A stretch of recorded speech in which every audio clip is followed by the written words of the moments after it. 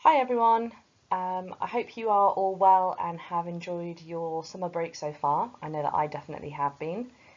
I also realise that this video is probably a couple of weeks late. I meant to make it at the end of the summer break, but when we broke up for school, but it turns out I needed a break as well. So what I'm going to do is I'm going to take you through the pages that I'd really like you to get done. There are certain pages that I'm calling the essential pages that I'd like you to complete. And then I'm going to give you some other pages that it would be brilliant if you could complete them, but if you don't get to them, it's something you can be continuing to work on in September. But if you can get them done, you'd be in a really good position when you come back. So the way I'm going to do this is I'm going to take you through a PowerPoint from this year, just the first sort of few slides of it. And the reason I'm showing you this one is one of the best ones I've had. It just kind of does everything really, really well. The way that they've laid it out is really clear, and it's got some really good elements to it. So the first thing you may have gathered that I would like you to get done is definitely to have your mind maps completed. So you should have done some initial mind maps. You hopefully should have scanned those in. You can always photograph them and put them in and then replace them when you come back. But the important bits are making sure that your titles make sense. So make sure that you add a title to each of your pages. We then need some annotation. Now, lots of students struggle with what to write about their mind maps, but really you should be telling the story of all the different areas that you've explored. Maybe ones that stand out a little bit more. So for example, this student did emergencies. They've looked at different types of emergencies, and they've added some pictures, which is great. So any images that you can add really just helps to make the page look more visual. And already you can see here that they've started to focus in on elderly people. So, you know, they are kind of showing how they're moving towards the area that they maybe want to explore in more detail. So have a read of this, maybe pause at this point and have a read of this annotation. And another really good thing that they do is they always add a summary at the bottom of the page. It might feel like you're repeating yourself a little bit, but actually you are just picking out the key parts. You're saying what your next steps are going to be. You are explaining how the page has been helpful to you and what you're going to do now. Okay, so they're essential. So that's a really good layout for a mind mapping kind of page. So you might have a few of these, and you might have annotation, or you should have annotation, maybe some images and a summary at the bottom, and it needs to tell the story of how you are moving towards the idea for your project. So here's the first mind map page. This was the second mind mapping page. Now they did it slightly differently as they made their second mind map about identifying a client. Yours might be slightly different, but just notice again, we've got the annotation, we've got the summary, we've got pictures, you know, multiple images, and not like a huge amount of detail on the mind map, but just enough, I think. So a mind map like this is fantastic. And again, this is a great layout for a mind mapping page. Here you can see we've got one more, which is thinking about what the issue is going to be. You may have a range of very initial mind maps on completely different areas, which you may want to put on the same page and then focus in more detail on a focused one. I really don't mind how you want to lay this out. It's better that you choose your own layout. It gives you a bit more ownership over your project. So feel free, you don't have to call them mind map 1, mind map 2. You can give them more interesting titles like exploring another area or focusing in on my chosen context. So think about your titles a little bit and use that to kind of help you tell the story of your project. So this is the end of his mind maps. The next page, this page is all about the overview of the problem area. So he decided to focus on basically elderly people and struggling with basically sewing and you know, being able to do their hobbies. So he's focused in on an area. He doesn't yet know what his product is. So keep it quite open at this point. That's really important. Don't start talking about, I'm going to make a table that goes in a lounge. Don't say anything like that. You need to keep this quite open. So you should have a context page after your mind maps. Have a pause of this page and have a read through.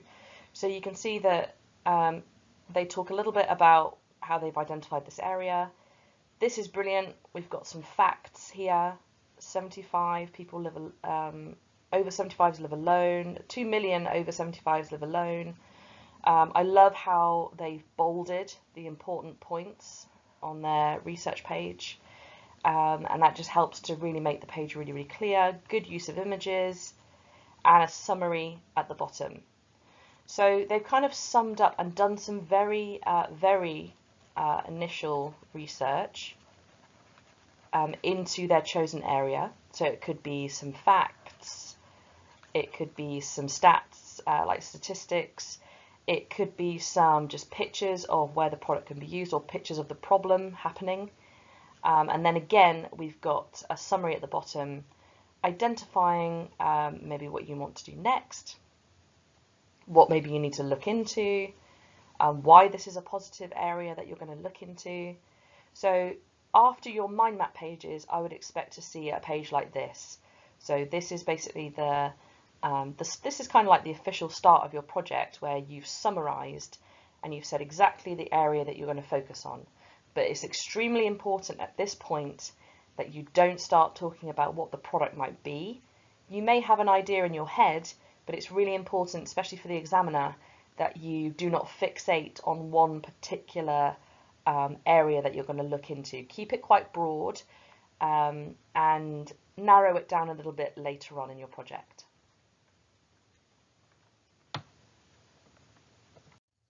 Okay, this is the other another page that I'd like you to get done. This is the research plan.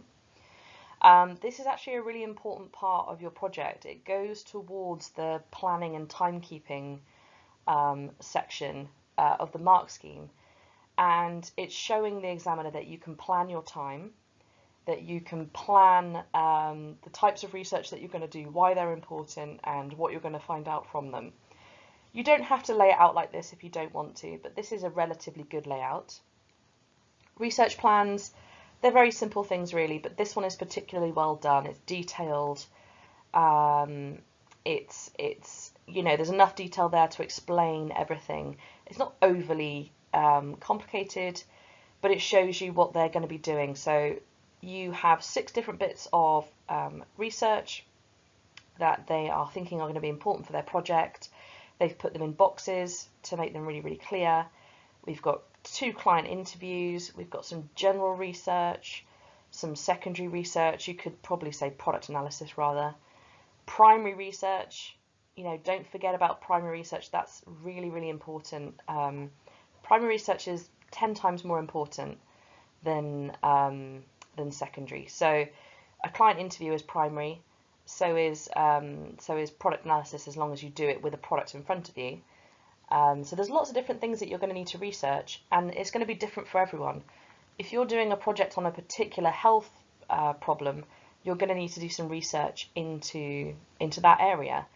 If you are focusing on a particular material, you need to do some research into that. If your product is for cameras, you need to do some research into cameras, the sizes, the weights of those cameras, the different functions that are needed from your product. So this needs to be specific to your product, okay? Don't be really generic. Don't just say, I'm going to look at some products that are similar. Yeah, okay, but give us an idea of what types of products. So other camera stands, other products that have adjustable heights. So make sure it's really, really clear, and you're not being too generic. Okay. Now, summary on this page again. Read this one here, because it's just a really they did this really, really well throughout their project. These summary pages, because it just helps to give the examiner and myself, who will be marking them, a really clear sort of summary of the page. It's quick. You know, the examiner's not going to have time to read every single word, but that little box there will help them pick out that what the reason for the page existing is, and that you are kind of laying out your project in a logical way. It's not just scattered all over the place. Okay. Right. This one is the last one of the essential pages that I'd like you to get done by September. So really, you should have already done your mind maps. They should be scanned in. I know some of you had that done already by the time you left school. So in that last week when it all felt like a bit of a DOS, hopefully some of you were making use of that time and putting your mind maps into your PowerPoints and writing them up.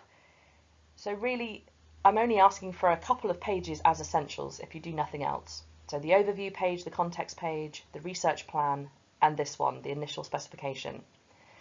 Now in your project you will have two different specifications. You will have an initial specification, and this one is going to be quite open again.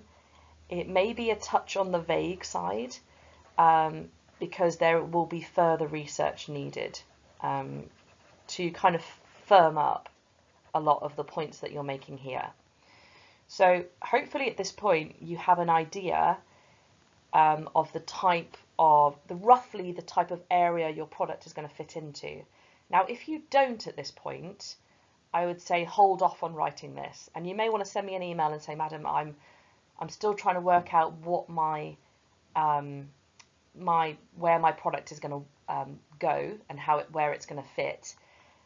So at this point, if you are completely lost still, then I think you leave this page, and a more useful page to do would be a client interview where you speak to someone and hopefully they give you some information that's going to help you identify a problem. But most of you will know that your product's going to be for, you know, for using with cameras, or it's going to be something to do with art or a multifunctional piece of furniture. I'm trying to think of a few of your projects. So you'll have a vague idea of where your product might want, you know, what you might want from it. So these are kind of like your initial thoughts. What do you think the product is going to need to look like? What do you think the cost might need to be? Is it going to be very high end? Is it going to be a low cost, like a budget item? Who is the customer going to be? And it's absolutely fine in these points to say, I'm going to explore this in more detail, or I need to find this out, or I'm not sure about this yet. It could be this or it could be that. So you can keep it quite vague, but it just helps to set out kind of some of the initial constraints on your project. So for example, the function, if you were making a camera stand, well then it needs to hold a range of cameras. It needs to be multi-positionable, you know, you need to be able to position it, change the height, all that sort of stuff. So there will be some things from this that you'll be able to kind of nail down straight away. Some of it will be a little bit open, like materials. You might say that you want to look into this, into that. You might straight away say that it has to be environmentally friendly, as all products now should be. It needs to be easy to take apart, designed for disassembly, so it can be easily recycled. So you will say a lot of things in this. Some of them you will need to research further, but it just helps you to think about your project clearly. So use this layout, well not this layout, but these points. And again, a summary will just help to maybe highlight the bits that you need to look at in more detail. So things like size. You might not know the size yet of what your product needs to be. You might not even know exactly who your customer is going to be. You might not quite have an idea of the materials that you might use. So make that clear in your summary, that then moving forward, you're going to need to do some research, more research into that to kind of really focus that in. So that's your initial specification. That is the end of the compulsory stuff that I want done by September. You've got over 3 weeks still. And if you now are going on holiday for 3 weeks, then please email me and let me know. But most of that, I think, you should be able to get done. Okay, so now we're moving on to the bonus stuff. If you can get any of this done, it would be a huge bonus to you going forward, make me very happy. But also it would just really put you on the front foot. And the strength of this project in particular was the client interviews. They had a really clear client all the way through their project that they went back to constantly to look at their product, to evaluate it, to give feedback. They had images of the client using the product. It was brilliant. So client interviews are very important. Make sure it's someone decent, you know, rather it be someone decent than just a friend. If it's a friend that you think actually, yeah, they are actually the right person because they have a particular hobby or they suffer from this particular problem, that's fine. But for example, if you're doing multifunctional furniture, don't just pick a friend because they need a bit of multifunctional furniture in their room or something. It's just a bit vague. They're not going to give you much in the interview. It's going to be a bit kind of like a throwaway client interview. So think about someone who would really benefit from your product, someone who has experience of your issue that you're trying to tackle. Get some real pictures of them. Okay, that's really, really important. Okay, I do not want their Instagram picture. I do not want a terrible picture from a night out. I don't want their school picture. I want a real picture that maybe you've taken of them when you've gone to interview them, or it could be them actually. You know, if it's something to do with snowboarding, it might be a picture of them snowboarding. You get the idea. We've done client interviews before. This again is a really nice layout. We've got a little bit of like a client biography, which just gives a little bit of background information about the user, which is really interesting and really useful. Then we've got a series of questions with really good answers. Like, it's not just yes, no, they're detailed. Like, not all of them are loads of detail, but they get enough detail that they can then evaluate at the bottom. And again, the summary helps to pick out the important points from this client. And all the way through, they made reference to their client. Client wants this, the client needs this. So focus on that. And again, really good use of pictures. And I would imagine that this blue links here with these blue pictures. He was just really, really good at laying out his pages. Everything was clear. So use this as a bit of an inspiration for the layout of your project. Also, didn't just do one interview, actually did a couple of different interviews, and this was actually a very short interview, but an interview with a specialist in the area.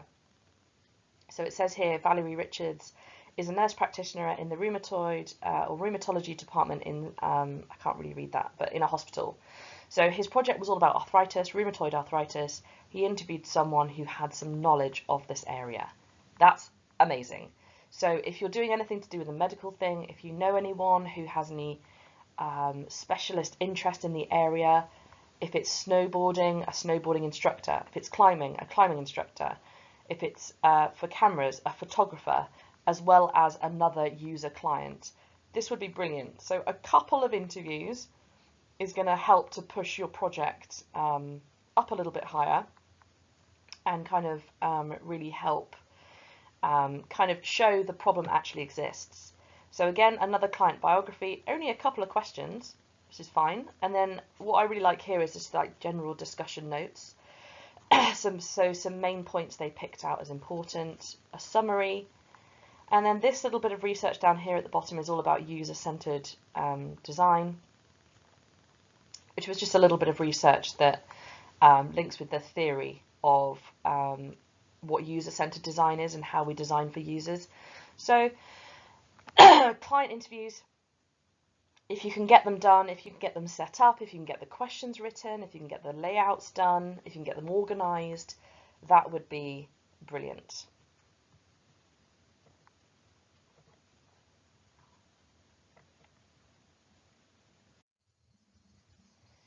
Okay, I don't know if this video is playing very well, but this is amazing, this page. Now this is a location visit, and this is a location visit done spectacularly well. So sometimes people think, well, what is a location visit? What's the point of it?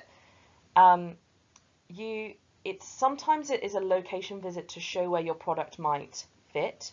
For example, if it was a piece of furniture, if it was, well, furniture is quite a good example.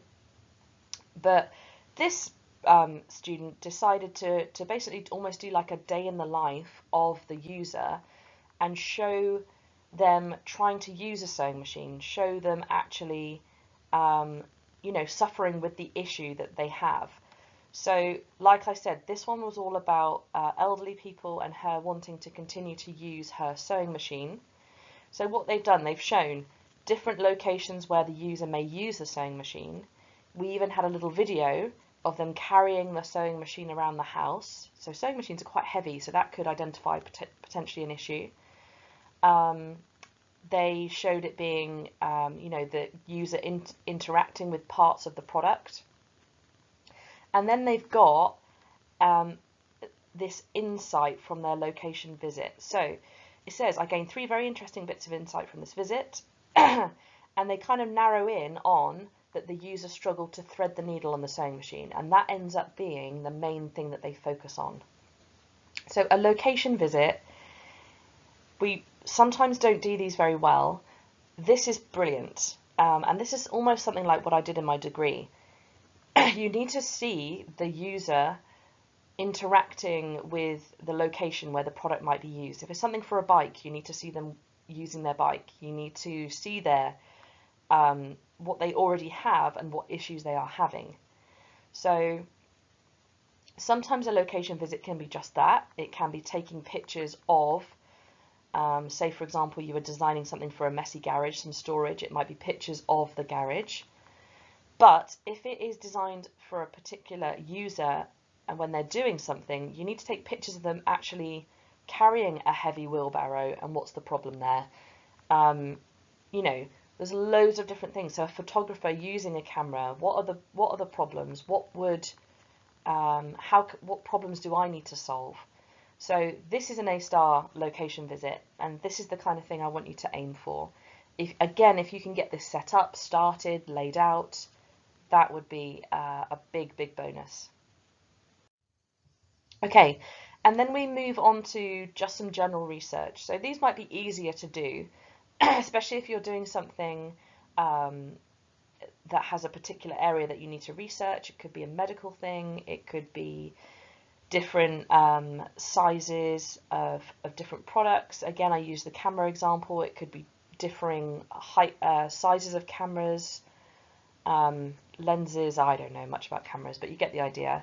So general research, this student decided that based on what they just found out from their location visit, they were going to do a bit of research into threading needles and arthritis affecting fine movement, which is brilliant. Again, notice the use of like bolded text. Love this, how they've highlighted different things on images. Just really, really clear. And again, a summary of what they've learned from the page. Also, a reference from a research article that they used, which is great, and also a link. So if you do any research like this, references are quite important. So put in the websites that you're actually using. So a general research page into your particular area. And now we move into product analysis. So looking at a range of different products that relate to your product, assessing them with Access FM. But notice he hasn't used every single Access FM point.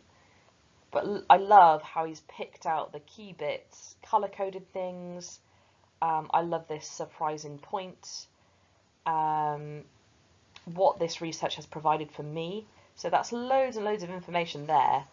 You know, you don't always have to just be going on and on and on and filling every single box. Like, pick out the things that you think are important for Access FM.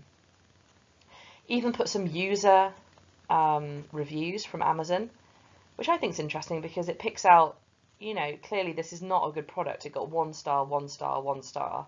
So there's an issue with the product. So that could be something that can be solved. And again, another really good summary box at the bottom.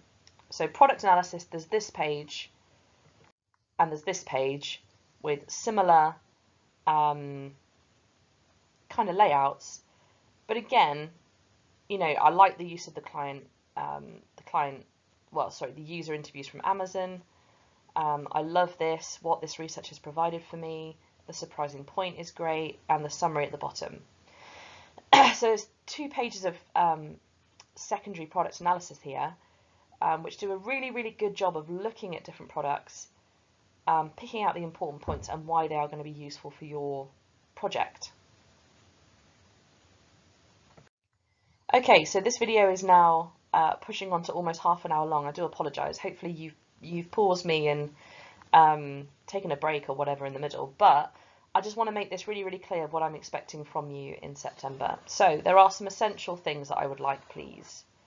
So I would definitely like mind maps, problem page, research plan, and initial spec. And I don't want the mind maps as just 3 little bits of paper. I want them all annotated and on your PowerPoint, okay? And then if you can, and not, you know, some of you may be able to do this, but some of you may have other family things that you need to do, and I totally understand that. But if you can, starting to get these things started, client interviews organised, location visits, maybe some photographs. You may have gone on holiday somewhere, you've got some pictures from something. Product analysis is definitely something I think you could start. I'd be tempted to say that could go more over here, but I won't be mean. But I think product analysis is something that you can do quite easily because it's just secondary research. But yeah, if you can, I mean, if you get all of this done, that would be incredible. But I realise I've left it a little bit later into summer than I meant to make this video. So please don't panic. But if you can get these pages done by the time you come back in September, okay, and then I will set a deadline for these to be completed probably towards the end of September, so give you a few more weeks in September. But if you can get them done, you'll be absolutely flying when you come back. Okay, I hope that was useful. I hope looking at different examples was helpful as well. If you've got any issues, any worries, then please let me know. I will reply to my email throughout the summer. Though I do have an apology for George. George emailed me right at the start of summer. What do I need to do for my PowerPoint? I'm sorry, George.